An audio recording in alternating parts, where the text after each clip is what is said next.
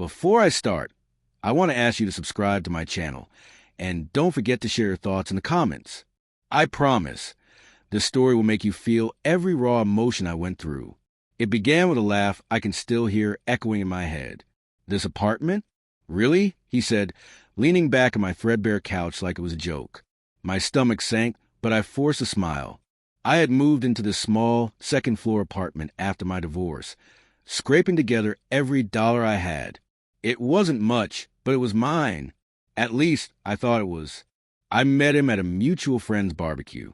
At first, it felt like a second chance at love. Warm, funny, attentive. We moved fast, and soon I was letting him into the small corners of my life. My kitchen, my bookshelves, the tiny balcony where I nursed a small garden of herbs. And yet that laugh that day, it planted a seed of doubt I couldn't shake. At first, the signs were subtle. He'd step out to take calls more often than seemed normal, or his phone would buzz when he thought I wasn't looking. He became guarded, sometimes brushing off questions with casual, "It's nothing, just work stuff." I tried to trust him. I really did. But every missed call, every furtive glance at a message, made my mind spin with possibilities I didn't want to face. Then came the night I was supposed to host his son and fiancée for dinner.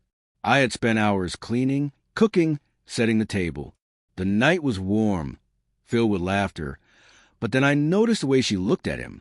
Not lovingly, not kindly, curious, suspicious. And in that moment, my stomach sank. Something was off. As the night drew on, I excused myself to fetch more wine from the kitchen. I saw it then. A folded envelope slipped under the couch cushion. My heart pounded as I unfolded it. Photos, him, in my apartment with another woman. Intimate, casual. Proof that every laugh, every excuse, every forced charm had been a lie. My hands shook so badly, I almost dropped the pictures. I didn't confront him immediately. I went back to the living room, pretending everything was normal while my mind raced. Every memory of him laughing in my apartment, holding my hand, whispering soft words, all of it felt poisoned. I replayed every smile, every hug, questioning my own judgment. Was I imagining things? Had I misread the signs? But the truth was undeniable. The fiancée noticed it too. Her eyes flicked to the envelope I still held in my hands, and she leaned in, whispering, "I saw this in the kitchen." I nodded, my throat tight. That moment broke me, but it also gave me clarity. I no longer needed to question myself. I confronted him later that night, voice barely above a whisper. "Why?" I asked, not yelling, not dramatic. Just a man crushed, seeking a reason. He looked at me, and for a second, I saw a flicker of guilt.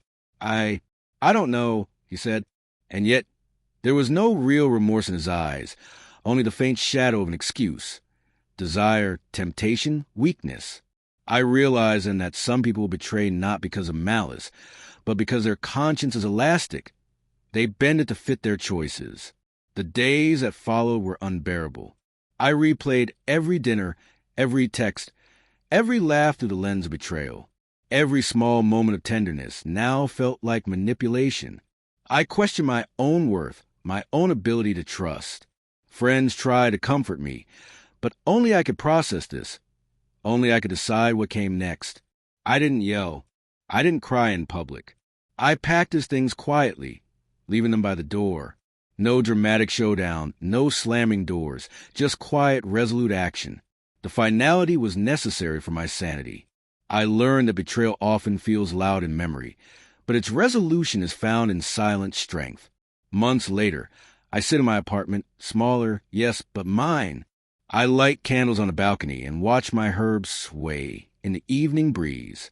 There's a peace now, hard-earned and fragile. I've learned that love can be beautiful and cruel at once, but self-respect is non-negotiable. If there's a lesson here, it's this: trust yourself, even when others make you doubt. Protect your heart, even when it hurts.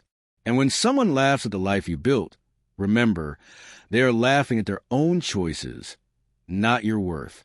Life moves on slowly but surely. Betrayal leaves scars, yes, but it also teaches resilience. And sometimes the quiet moments, like watering a small plant on a balcony, are the loudest testament to survival.